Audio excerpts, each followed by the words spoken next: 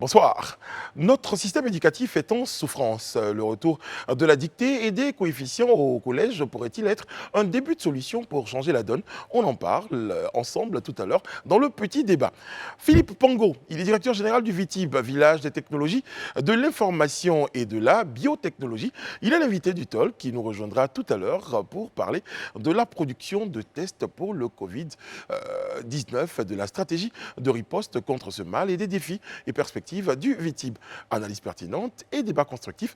Ce qu'il faut retenir de l'actualité, c'est dans le Live Talk. Bienvenue.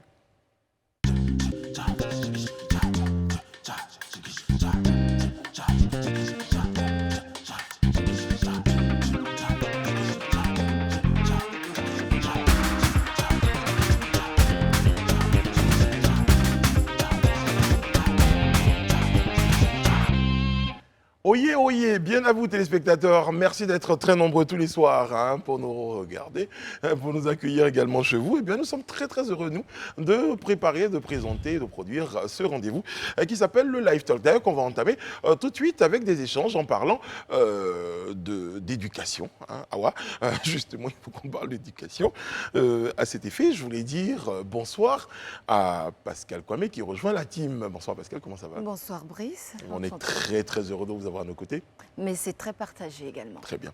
Et puis plus régulièrement, Élisée Bolougbe, on est à présent. Et, il est scotché à la team désormais. Bonsoir Élisée. Bonsoir Brice. Très bien, content de vous entendre. Un réel plaisir aussi d'être sur ce plateau et de savoir que je serai là de plus en plus. Je serai aux côtés de Brice, du grand Brissano. Oh, c'est gentil. C'est un privilège. C'est très Et gentil. de la grande Rihanna. Oui, bien sûr. Ah, mais tout le monde lui fait le coup. Bonsoir Rihanna Assi, comment ça va? Brice, ça va très bien. Très heureuse de retrouver ce plateau, ce beau décor qu'on remarque tous. Et puis, c'est la rentrée des classes chez nous aussi. C'est ça, c'est Ouais. ça. Très bien. On va entamer tout de suite nos échanges, je le disais, en parlant d'éducation nationale. Et c'est maintenant dans notre petit débat.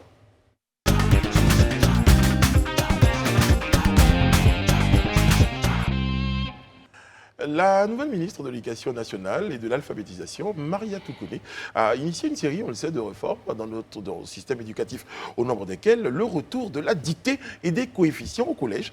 Cette décision est-elle la solution pour améliorer le niveau de nos élèves? Pour en parler, je le disais, Élisée, Pascal et Rihanna sont à mes côtés sur ce plateau. Alors déjà, cette réforme vous surprend-elle? Le retour de la dictée et des coefficients, vous y attendiez plus ou moins?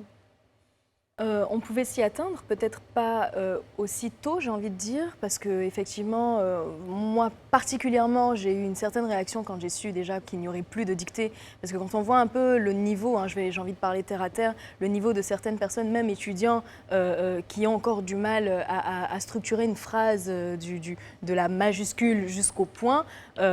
On se dit qu'il y a quand même des lacunes. Et est-ce qu'enlever la dictée est une bonne solution? Donc le retour de la dictée, oui, on s'y attendait, parce qu'à un moment, il faudrait le faire, parce que quand on voit comment ça dégringolait au niveau des résultats notamment, maintenant, c'était maintenant qu'on allait l'annoncer? Moi, j'ai été un peu surprise, j'avoue. Élisée? Ok, d'accord.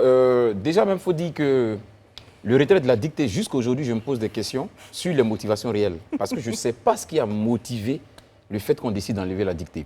C'est vrai qu'il y a eu quelques tentatives d'explication qui, pour moi, sont restées jusque-là vraiment légères. Parce qu'on ne peut pas, je le pense honnêtement, on ne peut pas décider d'enlever la dictée quand on sait l'importance aujourd'hui de l'orthographe. Aujourd'hui, c'est vraiment... On se plaint de certains résultats et tout ça, que les gens n'arrivent pas à formuler les phrases comme il se doit. Mais comment on peut espérer avoir des phrases bien formulées quand déjà cet exercice-là qui nous permet de formuler les phrases comme il se doit et de respecter les règles grammaticales et les règles de vocabulaire est laissé pour compte ou est remis sur le teignoir. Donc vraiment le retour de la dictée, pour moi, est vraiment salutaire. Pascal, est-ce que vous estimez aujourd'hui que les résultats pas réjouissants que nous avons notés au niveau de notre système éducatif sont liés, par exemple, au retrait de la dictée? Est-ce que c'est une des raisons, selon vous? Oh, ça doit certainement être l'arbre qui cache la forêt. Pour moi, c'était structurel. Il s'agissait pour le secteur de l'éducation nationale d'un ensemble d'incohérences qu'il fallait peut-être corriger, incohérences que le système lui-même a générées du fait notamment de la réduction des budgets, parce que vous n'êtes pas sans ignorer qu'on est passé de 8 à presque la moitié de coupes budgétaires. Mais au-delà de la question de la dictée qui a été retirée et qui revient et qui satisfait tout le monde, je pense que c'est c'est un début d'approche de solution avec tout ce qui mine notre éducation nationale. Est-ce que ça satisfait tout le monde pour rebondir sur cette dernière phrase? Ça devrait. Parce que vous imaginez aujourd'hui, c'est vrai qu'à l'époque, quand on faisait la dictée, on était 12 ou 30 dans une classe. Aujourd'hui, il y a 250, ou j'exagère, il y a une centaine d'élèves dans une classe pour une dictée. À quel moment on fait des corrections? À quel moment on a le temps de... Non, mais Brice, d'en faire une? en même temps, est-ce que tu soulèves un réel problème parce que est-ce qu'on est censé être 100 ou 150 quand tu pars de l'époque justement où on pouvait être une trentaine d'élèves, il y avait un suivi justement qui était fait de façon particulière. Donc est-ce que c'est vraiment la dictée le problème? Là, tu soulèves un des problèmes fondamentaux. C'est toute une complémentarité en fait qui entre en ligne de compte dans le système éducatif. Donc la dictée, ce n'est qu'une part. Donc aujourd'hui, on est plus en train de voir est-ce que ce retour de dictée-là vient nous apporter de réelles solutions. Moi, j'en suis J'avais retiré la parole à Pascal. c'est comme si on disait, si on remet la dictée, est-ce que tout va bien? Non. Parce que... Ça dépend de pas mal d'éléments. Oui, mais j'ai envie de... Je me demande si c'était une mesure, si c'était une recommandation, si c'était une mesure.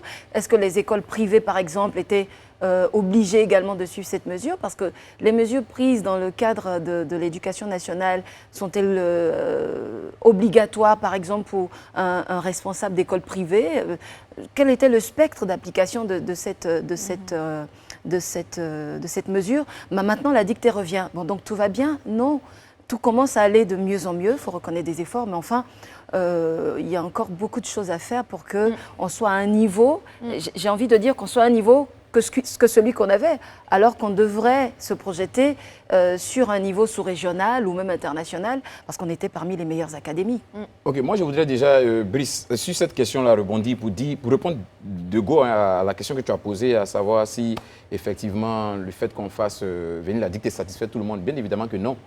Puisque ceux qui avaient pris la mesure d'enlever la dictée, certainement ne sont pas satisfaits que la dictée revienne. Ça, c'est une réalité. Donc, c'est dit que sur cette question, tu ne peux pas vraiment satisfaire tout le monde. Mais pour revenir à mon argumentaire, je dirais pour ma part que je trouve que c'est peut-être pas la solution, comme tu as eu à le poser comme en entame du débat. Ce n'est pas la solution, mais c'est une voie de solution. Moi, j'estime que c'est une voie de solution. Pour la simple et unique raison, vous voyez, c'est ce que je dis toujours, dans l'éducation, c'est le cœur de la société. Très souvent, on a tout de suite voulu faire des comparaisons avec des systèmes soit occidentaux, soit dans le voisinage et autres. Mais ce qu'on ne doit pas perdre de vue, l'histoire nous a toujours montré qu'une éducation tire son essence de la politique générale qu'on veut donner pour la société. C'est-à-dire qu'aujourd'hui, si je décide, je rentre de plein pied dans le débat, si je décide de faire de ma société une société industrialisée dans les 10 prochaines années, l'orientation de mon curricula doit pouvoir suivre, mon curricula de formation. Parce que l'objectif, moi, dans 10 ans, c'est de faire de ce pays un pays industrialisé. Or, faire de ce pays un pays industrialisé implique donc de plutôt mettre l'accent sur l'aspect technologique, c'est-à-dire l'aspect mathématique, l'aspect informatique, l'aspect, disons, algèbre et autres, tout ça. Donc, sur cette base, j'oriente l'éducation en fonction.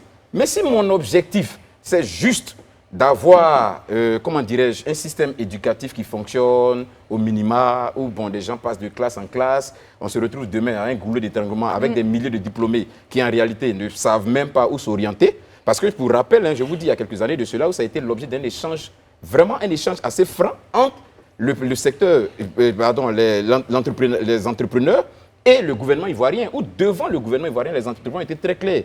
Pas qu'ils ne veulent pas embaucher la jeunesse, mais aujourd'hui, la réalité, elle est implacable. C'est-à-dire les curricula de formation ne sont pas en adéquation avec le marché. Mais ça fait 20 ans qu'on dit que la formation n'est pas en adéquation avec le marché. C'est de la responsabilité de qui? Et je ne parle pas forcément du gouvernement. Je parle aussi des entreprises, des acteurs, de tous les acteurs. Ça fait 20 ans qu'on ressasse cette phrase. J'ai l'impression que je l'entends tous les ans tel un refrain. Mais enfin, on fait quoi? Je ne suis pas d'accord très spécialement avec vous quand vous dites que si on a pour objectif d'avoir un pays industrialisé, alors il faut favoriser toutes les personnes qui seraient dans des filières technologiques, techniques et mathématiques. Mais enfin, quid de ceux qui apportent leur contribution à cette industrie? Parce qu'il y a l'industrie de la musique, il y a l'industrie des arts, il y a l'industrie du sport. Si vous parlez d'industrie technologique, oui, mais ce serait réduire un pays à vouloir ne monter que des usines au moment où on vous parle de revenir au développement durable. Non, Pascal, sur cet aspect-là, je voudrais rebondir en tout ça pour dire... En fait, je ne suis pas en train de... Je viens. Précisez votre pensée alors. Je viens, voilà. Je ne suis pas en train de donner une panacée qui sort de mon imagination, mais je m'appuie sur des réalités. Vous savez en fait comment est-ce que le Japon est devenu cette puissance technologique qu'elle est aujourd'hui? Parce que quand elle est sortie de la guerre, quand elle est sortie de la bombe atomique à Hiroshima et Nagasaki, qu'est-ce que le Japon a eu à cœur de faire? De rebâtir un Japon industrialisé. Et tous ceux à qui on a octroyé des bourses pour aller se former aux États-Unis et autres, c'était dans quelle filière? C'est des filières spécifiques, des filières qui étaient en réalité vers l'industrialisation. Non, je viens. Il termine rapidement. C'était pour que ceux-là, derrière, quand ils viennent, ils servent de boussole pour conduire véritablement cette politique qu'on veut. Parce qu'on avait une vision. Votre idée, c'est laquelle? Mon idée, c'est que l'éducation, en fait, ne doit pas être copiée pour être copiée. Mais l'éducation doit répondre à la volonté d'une politique définie par les gouvernants. Il y a une vision à long terme. À une vision, voilà, à moyen et à long terme. Mais on a une vision à long terme. Qu'est-ce qu'on veut faire de la Côte d'Ivoire dans 20 ans, dans 30 ans? Où on veut mettre la Côte d'Ivoire? Sur cette base, mais quand on définit... c'est vous et nous. C'est ce que je dis. Donc, quand on a défini... Oui, mais il y a... On vous entend. Voilà, c'est vous et moi, mais il y a des décideurs, en fait. Oui, mais moi, je suis totalement d'accord avec justement ces deux aspects que je partage d'une façon et d'une autre. Mais alors que les deux aspects ne sont pas tout à fait d'accord. Donc, après, je comprends votre non, mais position. je partage dans le sens où je comprends quand on a une vision à long terme, on pose les fondements dès le début. Mais quand on prend l'exemple justement qu'il donnait, ça concerne le second cycle. Ça ne concerne pas le primaire. On parle de dictée. C'est des fondamentaux. On a besoin de savoir lire et écrire. Là, on parlait de dictée, mais après, il y a eu d'autres éléments. Après, ce que je veux dire, c'est que les mesures qu'on prend pour le primaire, c'est super important. Ce sont les fondamentaux. On n'a pas besoin de savoir quelle vision on veut avoir à long terme. Et on devrait donner la chance à tout le monde puisse savoir lire et écrire. D'ailleurs, moi, d'expérience personnelle, j'ai été à l'université avec des personnes qui n'avaient pas mon niveau en écriture. Mais d'ailleurs, le dernier rapport PASEC, on s'en souvient bien, disait qu'en termes de lecture, au primaire, le rapport s'est attardé sur le primaire. Mais je veux dire à Rayana en fait que le débat qu'on mène, c'est vrai que Brice a entamé avec la dictée, mais le débat il est général en fait. On parle de la réforme dans l'éducation de façon générale, c'est-à-dire le primaire également, mais aussi le secondaire. Le secondaire qui pour moi permet réellement de déceler les aptitudes d'un enfant en tant que tel. Même si au primaire on peut déjà commencer à déceler, mais le secondaire permet vraiment de s'affirmer en réalité. Donc, c'est pas en inadéquation de dire que, en ce moment précis-là, quand on a une vision, on a une volonté de construire un État par rapport à l'objectif qu'on a, on essaie déjà au niveau de l'éducation de mettre les bases. Ça justifierait donc le retour des coefficients. Moi, je voudrais rassurer tout le monde. Hein. On a un plan national de développement, on a un PND 2030, 2050, 2065. Et que dit le PND 2050 L'objectif en 30 ans de la Côte d'Ivoire, c'est quoi? C'est d'être où? Élisée, vous allez laisser terminer, madame. Il va laisser terminer. Oui, je veux dire, parfois, quand on est en plein dans les antagonismes comme ça, on n'est pas dans un état bananier non plus. On a des ambitions, on a des objectifs, mais c'est les moyens qu'on se donne pour les atteindre qui ne sont pas toujours à la hauteur de ces ambitions. Et prendre des mesures comme celle avec laquelle Brice a commencé son propos en disant la dictée, alors le problème est résolu, on est tous d'accord ici que c'est un début de solution. Je veux bien me mettre un instant dans la peau de Madame la ministre qui se dit, moi alors je me suis donné 6 mois, je fais des états généraux, mais en attendant j'ai une rentrée scolaire qui a lieu le 13 septembre, c'est-à-dire hier. Il faut bien que je ne revienne pas, je n'attende pas 6 mois pour commencer à mettre en œuvre ce qui est très visible. Pour savoir que la dictée, quand même, c'est un fondamental. Voilà, pas besoin de... Oui, donc c'est un début de mesure que je trouve appréciable, mais ça ne suffira pas. Mais en même temps, il faut commencer quelque part. Mais il y a pas mal d'autres mesures. Au nom des mesures, je m'apprête à le dire, il y a la dictée, il y a la question des coefficients, du retour des coefficients, encore qui fait un tout petit peu jaser. Moi, je suis d'accord. Moi, je ne suis pas du tout d'accord. Bah, ça tombe très bien. ça va être mon mantra tout le long. Ça va être la saison du « je ne suis pas d'accord ». Non, je ne suis pas d'accord parce que je pense que les talents éclosent un petit peu en contradiction avec ce que disait Élisée dès l'enfance, vous voyez. Je suis certaine que nous tous, on a toujours eu l'impression que ceux qui étaient forts en maths étaient auréolés d'une espèce de gloriole tout le long de l'année. Si tu es bon en maths, c'est que forcément tu es plus intelligent que tout le monde, entre guillemets. Mais c'est le système qui crée cette discrimination. C'est une discrimination que je mets au même titre que la discrimination que subissent par exemple les petites filles dans certaines régions, je dirais, du monde, quand elles ne vont pas à l'école. Je veux dire, si à la base vous avez un ADN de sportif, vous devriez ne pas être dans les autres, parce que j'ai vu les autres, j'espère que dans l'énoncé ministériel, ce n'est pas dit les autres, parce qu'il y a les maths, il y a les gens qui font les lettres, Et puis il y a les autres. Non, il y a un ensemble de compétences qu'on doit développer pour ne plus avoir des pays qui marchent sur 2 ou 3 béquilles, mais qui marchent sur plusieurs secteurs, même si on en favorise. Donc, Il y a bien moi, sûr les un coefficients à la ensemble base, je suis pour que toutes les matières aient sensiblement le même coefficient et qu'on arrête de dire aux gens, si vous avez des aptitudes dans les maths ou dans les matières scientifiques, vous aurez une meilleure carrière, ce qui n'est pas forcément vrai. Non, please. On a vu ce que ça a créé. On voit bien ce que ça a créé. Aujourd'hui, les élèves, ils sont malins. Ils ne vont pas s'intéresser aux mathématiques, ils ne vont pas s'intéresser au français. Ils vont se concentrer sur l'anglais, où ils peuvent avoir facilement des 16 et des 17, mais qui ne... Alors que finalement, toutes ces ils n'ont matières plus les structurent bases. la pensée. Oui, hein. mais finalement, ils n'ont pas les bases. Je veux dire, il faut avoir une certaine base en français et en mathématiques. On peut, par exemple, ne pas être très fort en mathématiques, être beaucoup plus littéraire. Moi, par exemple, c'était mon cas. Mais j'arrivais quand même à trouver le moyen de pouvoir avoir au minimum la moyenne, en réalité. Au minimum la moyenne. Donc, on sort d'un système où les gens vont essayer d'avoir, je sais pas, un 20 sur 20 en musique, par exemple, ou en EPS, et puis boucher le trou que ça crée en français et en mathématiques pour s'échapper. Moi, je suis pour les coefficients. Et pour moi, ça fonctionne très bien parce que les littéraires et les scientifiques sont au même coefficient, donc le coefficient de 4. Et puis pour l'anglais, on a un coefficient de 2. Pourquoi on ne définit que 2 catégories, les littéraires, les scientifiques, mais il y a c'est les sportifs, il y a les c'est musiciens. c'est le drame, je ne dirais pas de notre éducation nationale, mais de notre instruction, parce que je pense même que dans le terme, l'éducation, c'est plus global, parce que ça prend en compte les parents, l'école, la société, les médias, etc. L'instruction, c'est ça, l'instruction elle-même crée des antagonismes entre ces 2 pôles-là. Maths, Non. Pour les sportifs, il y a des programmes adaptés, donc qui s'adaptent justement à leur carrière, à leur vision à long terme, qui leur permet justement d'allier donc capacité physique et capacité intellectuelle en prenant en compte justement le bon ratio. Quand on est dans un système éducatif comme le nôtre, il est tout à fait normal qu'on soit concentré sur des matières comme le français et les mathématiques. Je suis de la vieille école, je m'assume. Ça ne me ressemble pas, Non, mais pas bon. de problème, On se concentre sur le français et les mathématiques, et on ne bouge pas les trous avec l'anglais. Une chose est certaine, une chose est certaine, ceux qui justement sont arrivés à la conclusion selon laquelle il fallait qu'on fasse revenir les coefficients, je pense ont leur raison.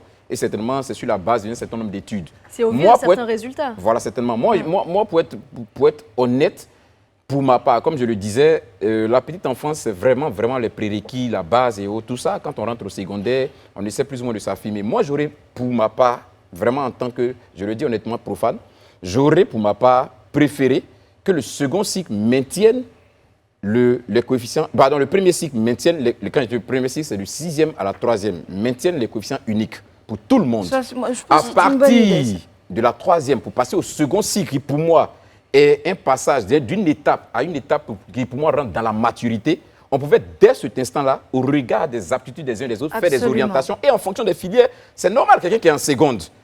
En seconde C, qui lui, logiquement, est censé faire des des aptitudes mais, en sciences. mais bien sûr, si on doit faire des Vous avez des coefficients, gens je en pense que seconde là-bas, C on qui doit aiment beaucoup la philosophie, Voilà, là-bas, après on en doit élever des première, en coefficients. terminale. Pour quelqu'un qui va, par exemple, en seconde A, où il y a plus de littérature et philosophie, on va élever les coefficients au niveau de la littérature et la philosophie. Mais on a pris le temps, déjà en 3e, c'est-à-dire en fin du premier cycle, de voir déjà les aptitudes des uns et des autres et les orienter. Moi, je pense que ça aurait été pour moi plus judicieux et ça aurait rapproché les différentes positions et ça aurait été plus objectif. Mais comme je le dis, vraiment, c'est dans ma peau de profane que je le dis. Mais j'espère que ceux qui ont réfléchi à ça ont eu le temps de... Les états généraux en 6 mois, on pourrait aller donner ces excellentes idées.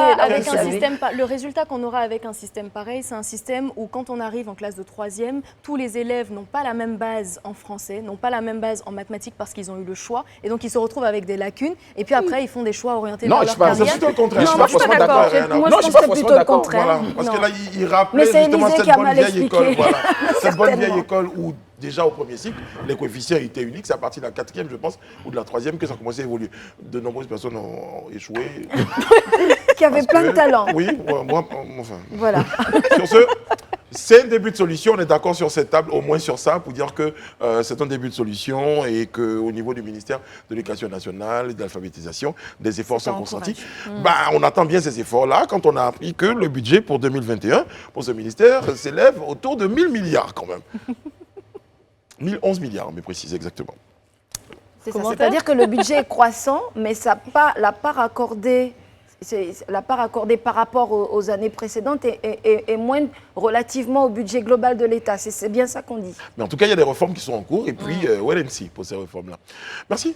à vous sur ce plateau-là et puis à nos téléspectateurs. D'ailleurs, je vous rassure, très chers téléspectateurs, très bientôt, eh bien, vos différentes réactions seront relayées donc, sur ce plateau-là, donc à travers nos pages des réseaux sociaux. Très bientôt, je vous en fais la promesse. On va Promesse mettre électorale, ça. Non, c'est pas une promesse électorale, je vous rassure. Bon, tout de suite, on part pour notre revue, entendu?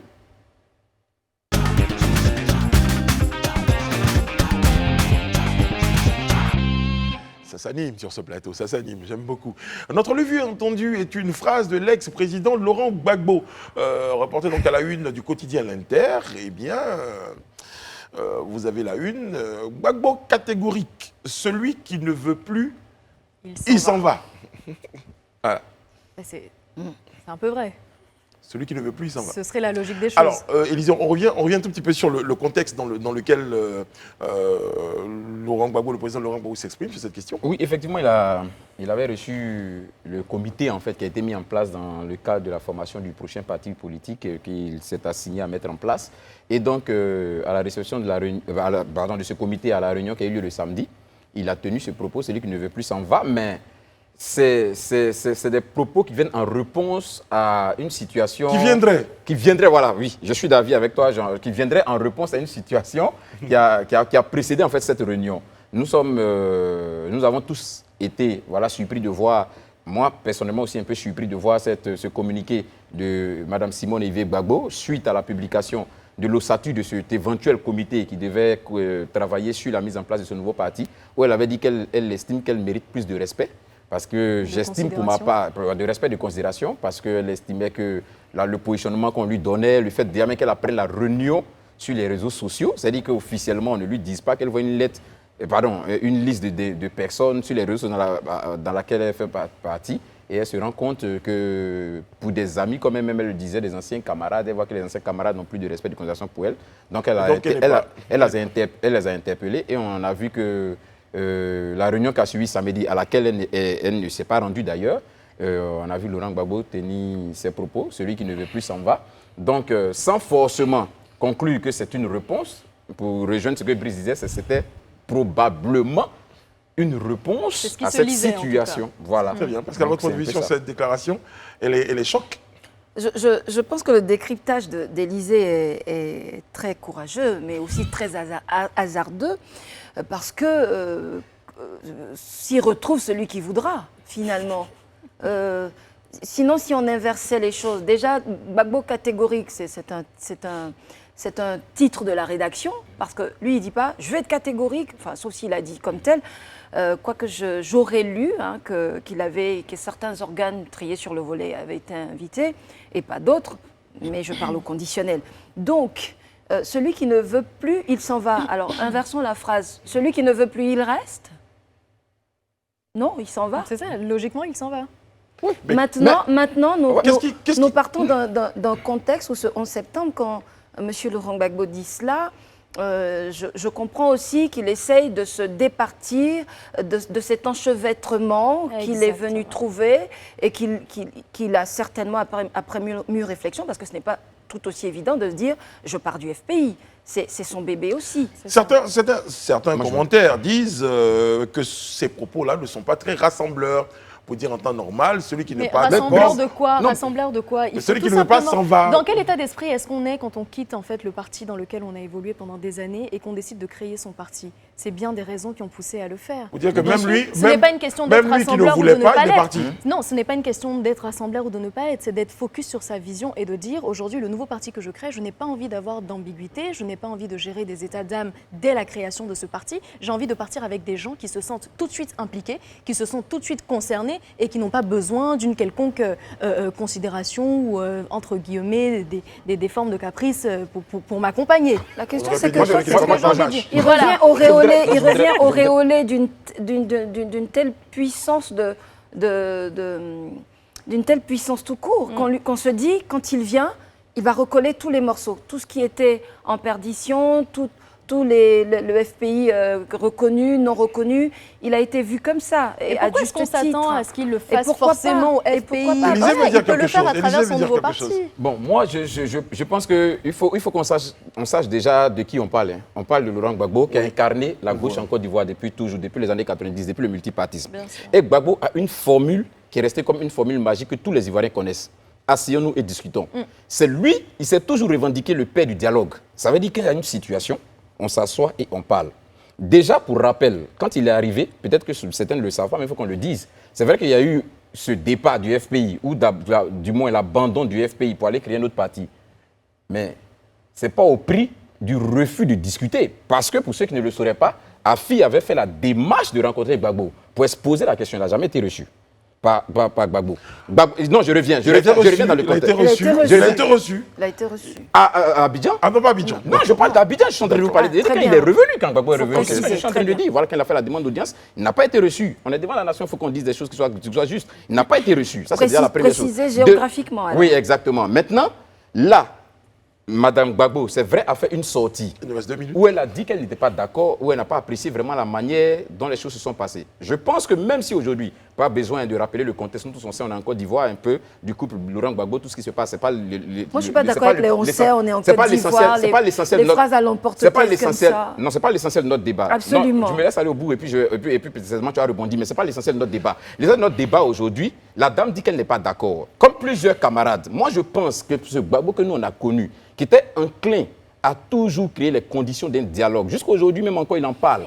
Disent qu'il ne veut plus que celui qui n'est pas intéressé parte. Pour moi, je trouve que c'est aller un peu fort. C'est aller contre même les principes personnels. Très bien. Ces principes Vous de trouvez discussion, ces principes Vous trouvez qu'il a d'échange. renoncé à noté. son ADN, c'est bien C'est cela. noté. C'est ce que je dis. Bon, rien à vous voulez rajouter quelque chose? La dame dit qu'elle n'est pas d'accord. On n'est pas d'accord avec quoi? C'est la création d'un nouveau parti. Celui qui est d'accord, il l'accompagne. Celui qui n'est pas d'accord, il ne l'accompagne pas. C'est ce qu'il Mais tu es en essaie train de- d'illustrer. on est en train de C'est parler ce qu'il a des- dit on dans est en ses train de propos. parler- Il a dit, je crée un nouveau parti, m'accompagne ceux qui souhaitent m'accompagner, ceux qui se sentent Nous sommes en train de parler, Il n'y a aucun nous sommes en train problème. de parler d'amitié. Mais il y a plus de Brice, débat, hein. Non, nous sommes en train de parler d'amitié. Je voudrais qu'on précise. Nous ne sommes pas en train de parler de camarades qui sont connus il y a 2-3 ans. On parle des amitiés qui datent d'une cinquantaine d'années, d'une quarantaine d'années pour certains. Donc Mais on que ne un peut petit on peu est- on est- aujourd'hui. Vous voulez on des est- Mais exemples après, de quoi? après, C'est les de la années comme ça, en politique. fait. pour C'est de la conclure politique. sur cette question, Laurent Gbagbo, finalement, il a le droit de dire ce qu'il veut. Mais C'est son droit le De plus faire ce- absolu. de Nous faire aussi, on a ce le droit de qu'il faire les C'est- commentaires qu'on veut. C'est un droit qui est mis en bémol et à juste titre. Je peux comprendre Élisée, même si je ne partage pas tous ses points de vue. C'est un droit qui est mis à bémol parce que quand on a porté ce type de propos, il faut les assumer longtemps. Très bien, et je crois qu'il les assume. Je les assume. C'est la fin de cette première partie. On marque une pause et derrière, nous recevons notre invité, M. Philippe Pango, il est directeur général du VITIB. A tout de suite. Vous suivez le Live Talk sur Live TV saison 2, on a envie de dire, et tout de suite, nous accueillons notre invité.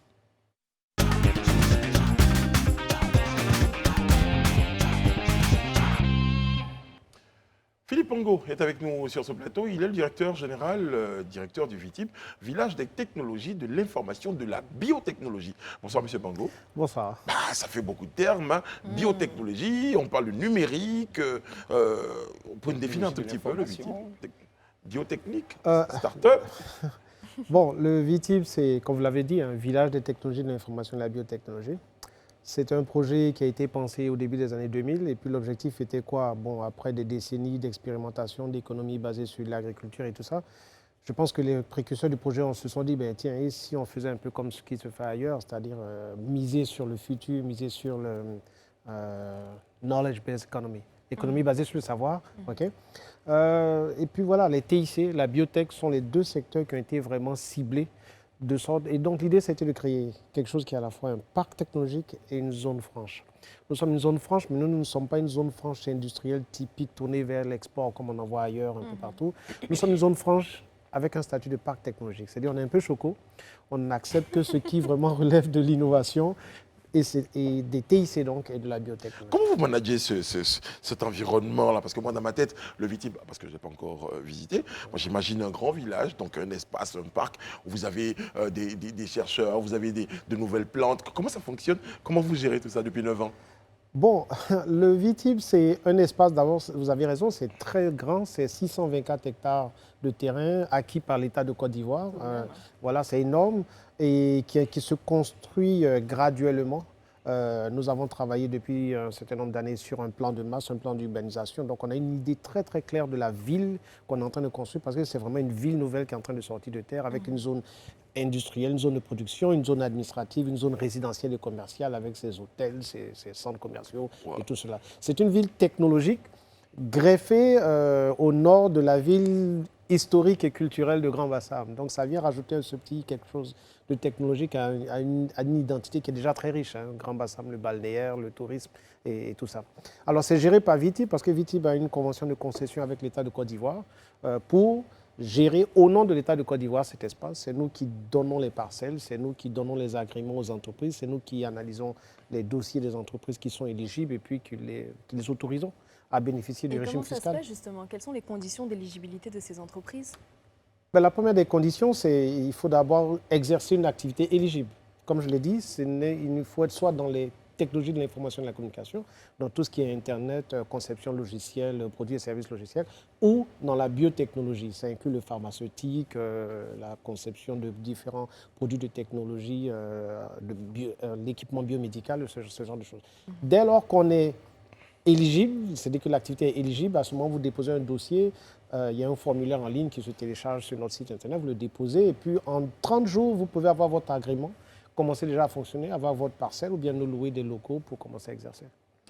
Moi, je suis absolument impressionnée par M. Pongo, qui est une espèce de monstre sacré de la nanotechnologie, de la biotechnologie, qui essaimait au Canada et qu'on est allé chercher. Enfin, vous avez plusieurs prix, vous êtes une espèce de chercheur de tout ce qui touche à la micro-chose, à la micro-technologie. Et puis, on vous emmène à la tête de ce Vitib, comme disait Brice il y a 9 ans, c'est bien cela. Et puis, c'est un village, donc on fantasme un petit peu, c'est un village fantasmé, on veut rentrer dans le Vitib et puis voir des robots qui nous servent de café, des tests qu'on fait à l'entrée, donc quand on rentre, on sait déjà au bout de 10 minutes qu'on peut intégrer le village. D'ailleurs, je pense qu'on va y revenir. C'est tout le mythe autour C'est tout le mythe de la ville 3.0 que vous représentez aujourd'hui. Et pour cela, moi, j'ai envie de dire que c'est formidable. Mais enfin, niché comme ça, comme vous disiez, au nord de Grand Bassam, avec des conditions d'éligibilité qui, pour ma part, me semblent plus avantageuses pour les entreprises hors Côte d'Ivoire que pour celles de la Côte d'Ivoire, parce qu'on a le prix de l'excellence, on voit chaque fois un petit jeune qui a inventé tel ou tel outil technologique. Mais enfin, vous-même, vous faites la démarche aussi de faire de ces créateurs locaux des champions nationaux avec le Vitib comme incubateur. Bon, je peux déjà vous rassurer, je vais vous donner une bonne anecdote. Nous avons inauguré notre nouveau siège, c'était en juillet 2019. 5 mois plus tard, on est en décembre, 3000 m² de bureaux entièrement loués par des entreprises ivoiriennes. Donc des entreprises du secteur TIC qui sont ici, qui sont de futurs champions nationaux, puisque vous avez utilisé le terme. Et donc, c'est ça, ce n'est pas une destination élitiste, exclusivement réservée aux grandes entreprises. Il y a une place pour les start-upers, il y a une place pour les grandes boîtes et tout ça. Vous avez commencé à me titiller sur la question de l'identité, même le village, le fameux village. Vous faites bien. Beaucoup de gens me disent, mais M. Pongo, le Vitib, c'est la future Silicon Valley de Côte d'Ivoire. Je dis non. Silicon Valley, c'était aux États-Unis. Nous, on va être une formule ivoiro-ivoirienne. Nous, on s'appelle le village. Des parcs comme ceux-là, il y en a un peu partout. Au Kenya, c'est Konza Technology City. Aux États, c'est Silicon Valley. En Égypte, c'est Smart Village, et ainsi de suite. Chacun a son petit nom un peu commercial. Avec son identité. Et Vitib, vous avez trouvé que c'était commercial? Nous, le Vitib, dans le fond, moi, j'ai toujours reproché d'ailleurs à ce projet son nom. On s'appelle à la fois Vitib, on s'appelle à la fois parc technologique, on s'appelle à la fois zone franche, on s'appelle. Il y a de jolis noms dans la région. Mais ça fait un peu trop de noms pour un même bébé. Alors que beaucoup de gens l'ignorent, Vitib, c'est le nom d'une entreprise. L'entreprise s'appelle Vitib SA. C'est l'entreprise qui s'appelle le village de technologie de l'information et de la biotechnologie. Drôle de nom pour une entreprise. Mais le projet, lui, c'est la ZBTIC, la zone franche de la biotechnologie des TIC. On prévoit, avant la fin de cette année, changer notre identité pour s'appeler le village technologique. Très le bien. village de l'innovation technologique. Élisée Bolougou. D'accord. Tout à l'heure, quand monsieur le directeur intervenait, il a parlé en fait de biotechnologie, il a parlé des entreprises pharmaceutiques. Contexte oblige, là nous sommes dans une situation de pandémie à coronavirus qui est vraiment en train de sévir de façon assez assez importante en Côte d'Ivoire. Est-ce qu'aujourd'hui, au VITIB, il y a des entreprises qui sont en train de développer des technologies dans le sens de trouver des remèdes, bon, pas des remèdes forcément, mais peut-être Une certaine riposte contre la... voilà, Mais des pourquoi pas? vaccins Pourquoi pas aussi? ou des remèdes même, c'est possible. Pourquoi Contre le coronavirus, est-ce qu'il en existe là-bas? Et puis si d'aventure il n'en existe pas, est-ce qu'il y a la possibilité ou déjà vous êtes en collaboration avec des multinationales internationales qui, elles, veulent s'installer là dans le but vraiment d'aider à apporter la riposte à la Covid? Alors, comme je le disais, le rôle du VITIB, c'est de servir de booster à ces secteurs que sont la biotech et les TIC. Le B de VITIB, c'est justement biotechnologie. Et malheureusement, dans les premières années du projet, la biotech a été le parent pauvre. On trouvait beaucoup plus d'entreprises TIC, d'entreprises qui sont dans Internet. C'est aux environs de 2013 que véritablement, moi j'ai pris la décision de réserver un couloir d'à peu près 20 hectares de terrain pour se concentrer sur la biotech. Aujourd'hui, nous avons 3 usines pharmaceutiques, dont 2 qui sont déjà inaugurées, une 3e qui est en construction. Et chacune d'entre elles, vous savez, le pharmaceutique, c'est un gros employeur. C'est au moins 300 employés par projet comme ça. Donc, c'est ce qui nous arrive aujourd'hui, puisqu'on vient à peine d'inaugurer une unité de fabrication de tests Covid. Ça a eu lieu il y a 2 jours à peine, qui va sortir entre 10 000 et 15 000 tests Covid par jour. Donc, vous voyez, cette pandémie, elle vient nous chercher. Chacun doit apporter sa pierre à l'édifice, chacun doit apporter sa solution à lui. Et le rôle du VITIB, c'est de tirer avantage de ce cadre fiscal, cette zone économique spéciale particulière, aller vendre les incitatifs fiscaux à travers le monde. Et c'est pourquoi justement ces 3 entreprises que nous avons reçues, il y en a 2 qui sont indiennes, il y en a une qui est tunisienne. Vous voyez, donc on va ratisser assez large à travers le monde. L'objectif est que dans le sillage de ces multinationales qui viennent d'ailleurs, des synergies puissent se créer au niveau local. Parce que, c'est un secret de polichinelle, la Côte d'Ivoire ne produit que 6% des médicaments qu'elle consomme. Donc on a un retard énorme. On va certainement arriver un jour à ce rêve que vous venez de formuler, à savoir qu'on va avoir des laboratoires de recherche qui vont mettre au point des formules spécifiques. Qui sont made in Côte d'Ivoire. Made in Côte d'Ivoire. vous avez Pour certainement... l'instant, commençons par produire du paracétamol. Et quand on va maîtriser ça, on va passer à l'étape Mais dans supérieure. votre stratégie de riposte, notamment concernant la Covid-19, on a bien vu qu'en mars 2020, vous aviez lancé un appel pour voir justement si des entreprises pouvaient vous aider à lutter contre cette pandémie. Voilà, des entreprises ivoiriennes. Combien d'entreprises ont pu répondre à l'appel?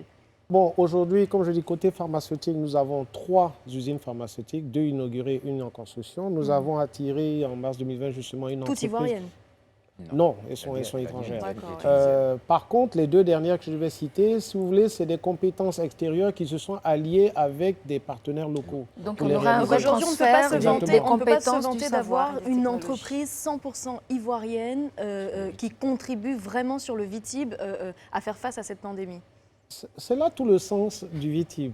C'est de venir en soutien à des industries qui, elles, n'ont malheureusement pas grandi comme elles l'auraient dû au cours des décennies. Ça va arriver, mais je dis pour l'instant, notre contribution, c'est d'attirer ces gros poissons-là et dans leur sillage que les choses se créent. Il y a un besoin évident. On on fait des masques chirurgicaux. C'est une entreprise allemande qui s'est installée il y a 1 an, qui produit des masques chirurgicaux. Qui emploie Et combien de maintenant, personnes?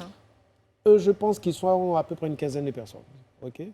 Suivi maintenant de cette entreprise qui vient d'être inaugurée, qui, elle, fait des tests, mais des tests Covid. À propos de tests, combien de tests on produit par jour, monsieur le directeur? La capacité est de 10 000 à 15 000 tests. Mais je dois préciser, il y a 2 types de tests. C'est des tests qu'on appelle les tests antigéniques. Il faut nous qui sont éclairer différents. sur leur utilisation, leur mode d'emploi. Voilà, ils sont différents du test PCR que nous avons certainement d'accord. tous fait.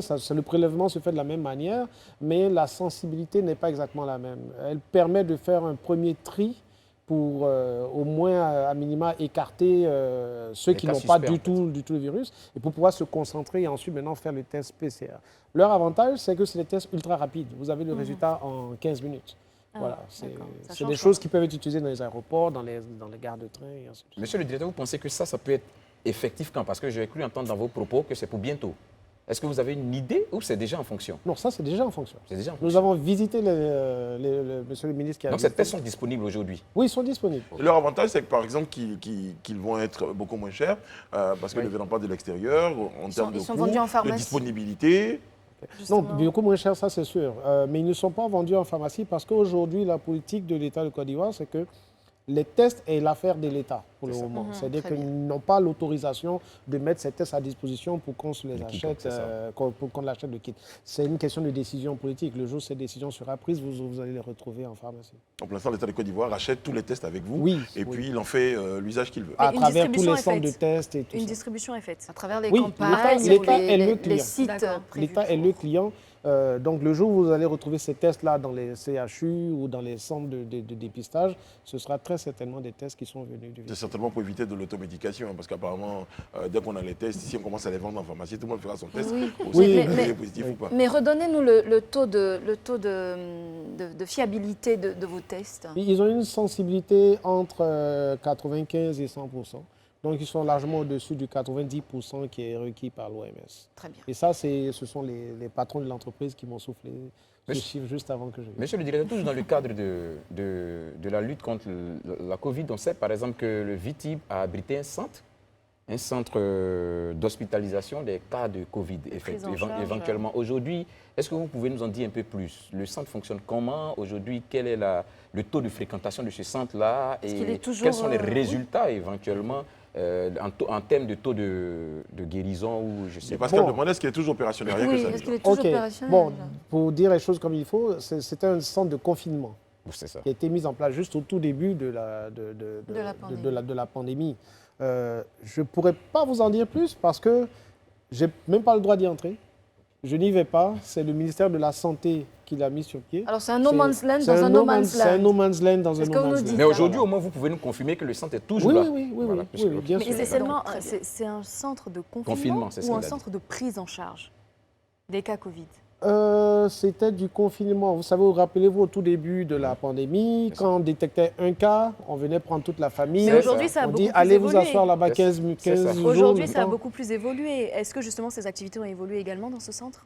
Je ne saurais pas vous le dire. Je ne D'accord. saurais- Mais le centre est toujours actif. Ce que vous nous dites, c'est que sur les 242 ou combien d'hectares que vous avez en charge, il y a un petit bout d'hectare que vous ne maîtrisez pas. C'est une zone. Mais C'est une zone de libre. Non, c'est une zone rouge en c'est fait. une zone rouge à dans la disposition zone de à la libre-échange, disposition du dans la ministère de la zone- Santé en dans fait. la- pour y entrer, il faut que je porte une blouse blanche, que je m'habille de manière spéciale et quand je le sors et tout ça. Et bon, ça ne me tente pas trop. Non, ça c'est pas faux non plus. Si ça n'est que ça. Très bien. comprend Alors, l'avertissement. justement, ce propos-là, monsieur le ministre, l'ancien ministre de la Santé, donc monsieur Akawele, que nous avons reçu sur ce plateau, parlait éventuellement à votre niveau d'un centre pour pouvoir stocker les vaccins, parce que c'était un vrai problème. Est-ce que ce volet-là est également déclenché? Bon, si un jour il y a une entreprise qui le fait ou l'État le fait, bien évidemment, nous, VITIB, on va être preneurs. Parce qu'on aspire à être à la fois le lieu où les fabricants s'installent, le lieu où les distributeurs de produits biotech eux aussi s'installent. Donc ça implique forcément des infrastructures de stockage particulières. Je n'en ai pas pour l'instant. Ben, je suis désolé, monsieur le directeur, désolé, hein, c'était un tout petit peu actualité oblige, Élisée le disait avant ses propos, on s'est un peu acharné sur vous concernant la question de la Covid. Oui. Vous ne vous, Vous voulez vous repentir?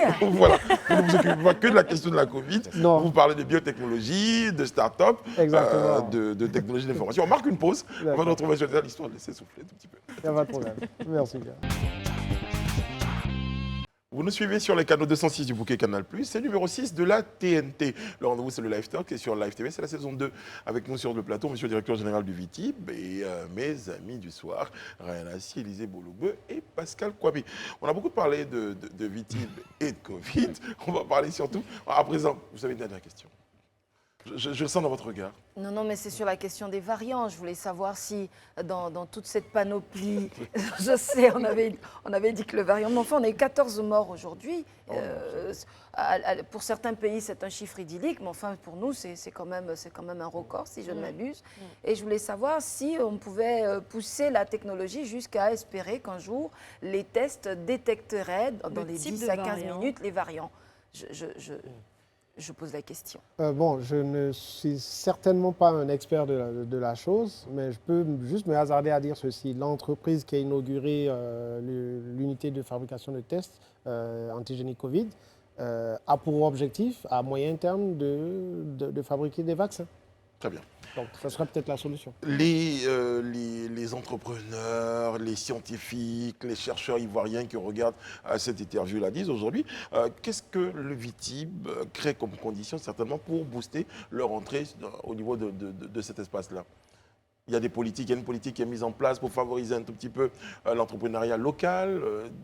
Absolument. Hein. Je veux dire, aujourd'hui, le VITIB, on peut y entrer par la grande porte en demandant l'agrément plein du VITIB en tant que grande entreprise. Mais si vous êtes une petite start-up, vous avez une idée du génie et tout cela, on a une formule pour vous aussi.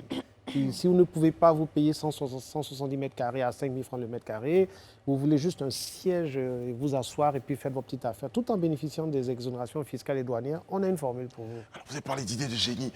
Nous, sur ce plateau, on a tous ce fantasme, vous le disiez. Ah oui, oui, Quelles oui. sont les petites idées de génie dont vous pouvez nous parler aujourd'hui, que les chercheurs ivoiriens ou peut-être d'autres pays qui sont associés à ceux de Côte d'Ivoire proposent aujourd'hui pour l'amélioration de notre cadre de vie et d'autres choses? Ces petites idées de génie. Bon, je vais vous en citer. Là, vous avez retrouvé le sourire, heureusement. Oui, on a arrêté de titiller. Un Non. peu plus à l'aise. Il y a les idées, il y en a tous les jours. Mais je ne sais pas pourquoi on ne les met pas encore, on ne les capte pas. Et puis on ne les rend pas, on ne fait pas d'elles des grandes entreprises. Je vais dire un exemple très bête. Hein. Ok, ça va vous faire sourire, ça serait peut-être le lien avec la biotech dont on a parlé, le cure d'Angourou.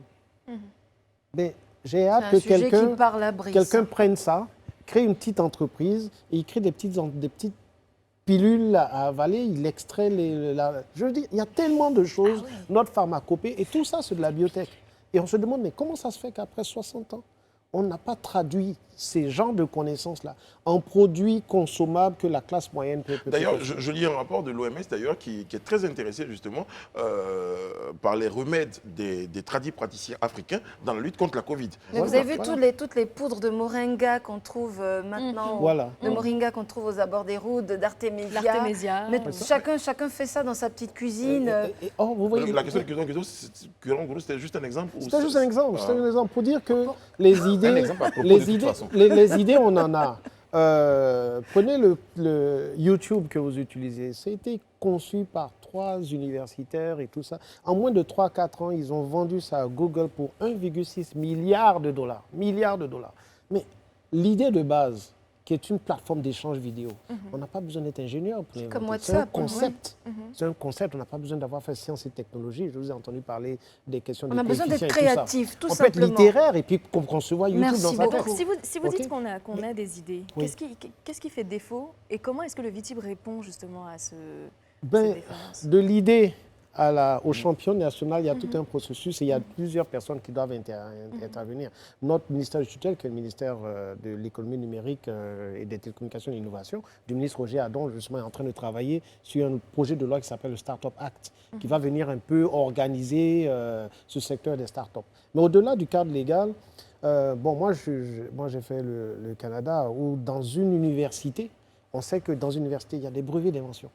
Autour de l'université, il y a des la groupes recherche et du d'investisseurs développement. qui sont à la recherche de ce genre d'idées. Moi, ma première start-up, elle est née de ça. C'est un papier qui a été produit par un grand chercheur que j'ai pris. Et puis, voilà, il a fallu trouver des financiers. Il y a des financiers qui investissent dans des idées. Ici, je pense que nos investisseurs cherchent la sécurité du béton. Ils aiment investir dans une plantation d'EVA. Ils aiment investir dans des immeubles à Dans Yopougon. l'immobilier, ouais. Mais vous arrivez avec juste une idée. Mais une idée, ça vaut de l'or. 9 ans après, monsieur le directeur général, qu'est-ce qui est sorti du VITIB qu'on utilise, qui change la vie des Ivoiriens, par exemple? OK. À part le cure d'Angourou Aujourd'hui, une réelle satisfaction que nous avons personnellement, c'est de dire que les quelques usines pharmaceutiques qu'on a réussi à attirer vont peut-être nous faire passer de 6% de fabrication locale à au moins 20%.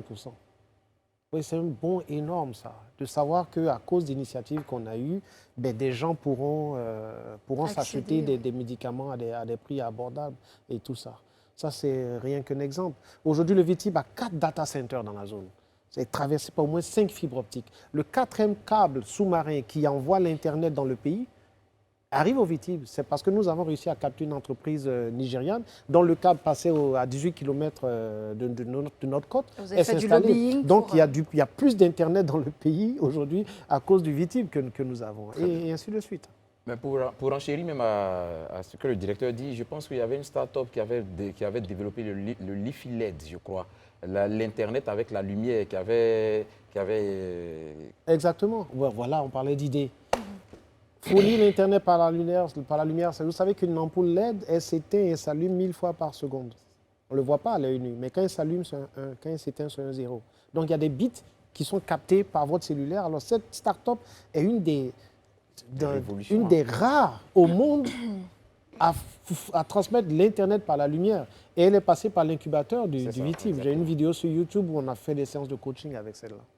Est-ce qu'on peut un peu estimer le taux d'évolution, enfin, des nombres justement d'entreprises spécialisées dans la technologie et la biotechnologie depuis justement les courbes de croissance, voilà, la courbe de croissance secteurs de ou par ces secteur entreprises-là installées. spécialisées dans le numérique? Bon, je peux vous dire, moi j'ai joint l'entreprise en juillet 2012. La crise post-électorale était passée par là. Il ne restait qu'un embryon de 10 entreprises aujourd'hui. 10 entreprises. Aujourd'hui, au moment où je vous parle, il y en a 70 qui sont agréées. D'accord. OK. Aujourd'hui, au moment où je vous parle, on est passé du petit cocon où on était dans une part coincée sur un espace de 60 hectares. Aujourd'hui, l'État de Côte d'Ivoire a investi d'ailleurs dans la viabilisation de 180 hectares. Et vous voyez des bâtiments qui ont commencé à sortir de Qu'est-ce terre. qui a favorisé cette croissance, pour terminer? Il a fallu que VITIB fasse sa mue un peu.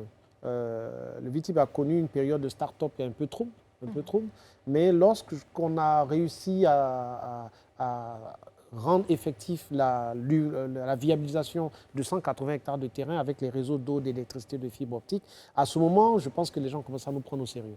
L'arrivée de l'autoroute Abidjan-Bassam aussi a certainement changé la donne.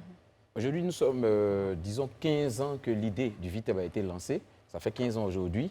Est-ce que, au regard de l'évolution du chantier, parce que lorsqu'on va à Bassam, on passe par l'autoroute, on voit un vaste chantier. Est-ce qu'aujourd'hui, le directeur peut nous dire exactement à quelle date possible on pourrait voir ce village-là vraiment achevé? On pourrait considérer qu'on a notre VITIB définitivement et on a notre parc technologique. OK, ça dépend de plusieurs facteurs. J'ai visité un parc technologique il y a quelques années en Tunisie qui s'appelle El Ghazala. Il est tout petit, il est sur 50 hectares. Ils l'ont bâti entièrement à peu près une dizaine d'années. Le VITIB est vaste.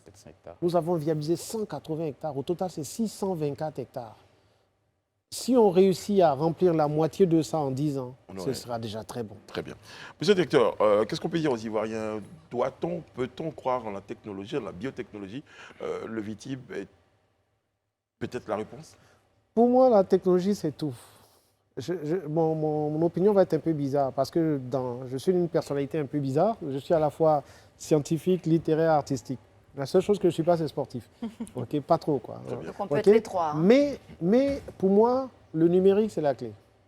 Vous voulez combattre la corruption? C'est le numérique. Vous voulez que nos rues soient propres? C'est le numérique. Vous voulez, je ne sais pas, ce studio, c'est bourré de numérique. Le numérique, c'est la clé de notre développement. Et ça passe par la mise sur pied de ce genre d'espace-là. Vous savez, même la Covid est venue changer la manière dont on interagit. Hein.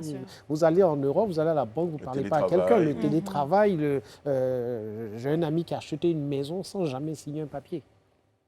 C'est-à-dire que les transactions arrivent, la signature électronique et tout ça, sans même parler aux vendeurs et ainsi de suite, l'avocat et tout ça. Donc, les choses ont changé et c'est le numérique qui permet ce genre de révolution-là. Le numérique, pour moi, mais j'y crois, pas quasi religieusement, mais c'est tout. Vous avez séduit plus d'un, je peux vous l'assurer, monsieur le directeur général, et justement, ces entreprises-là qui nous regardent ce soir ont envie de dire, mais comment on fait pour être éligible, pour revenir sur ces conditions-là, pour être éligible au VITIB? On prend contact avec vous Non, pas avec moi. Très bien. C'est pas avec moi. Vous allez sur le site internet du VITIB, vous téléchargez notre formulaire, vous le remplissez, vous joignez le business plan de l'entreprise, les papiers d'enregistrement de votre entreprise, le registre de commerce. Là aussi, DFE. le numérique, c'est la clé. Voilà, et puis vous transmettez tout ça électroniquement. Électroniquement, on vous répondra électroniquement. Il y a un comité qui se réunit chaque mois on vous le fait. Maintenant, si vous êtes un investisseur, et que vous voulez nous accompagner pour construire des hôtels, des promotions immobilières, une clinique médicale internationale, une université. Je n'ose pas citer des chaînes de télé puisque la quasi-totalité des chaînes de télé de Côte d'Ivoire ont intérêt au VITIB. Vous le savez certainement. Bien Et sûr. donc, on va organiser un événement en octobre qui va s'appeler Investir au VITIB, au village technologique, où on va appeler tout le monde, tous ceux qui sont intéressés à vivre cette aventure avec nous, de nous parler directement en B2B, signer des papiers dès que, quoi. Merci, monsieur le directeur. Monsieur Philippe Pango, vous êtes directeur général du VITIB. Merci d'avoir été en notre compagnie. Merci à vous, chers amis. Merci à toi, Brice. Pascal, Rayana et Élisée, tous se Merci, joignent à Brice. moi et à toutes les équipes techniques et éditoriales pour vous souhaiter une bonne fin de soirée sur Live TV. Nous, on vous donne rendez-vous demain sur ce même plateau-là. D'ici là, prenez soin de vous et des autres. Et puis, n'allez pas oublier quand même que ce soir, c'est l'anniversaire de notre petite fourmi. Rayana, aussi. Joyeux anniversaire. Joyeux anniversaire, Ayana. Joyeux anniversaire. Voilà, comme cadeau, je crois que je vous enverrai au VITIB cette fois. Ah, super. Pourquoi pas. Que Dieu veille sur vous, que Dieu veille sur la Côte d'Ivoire. À demain. Amen.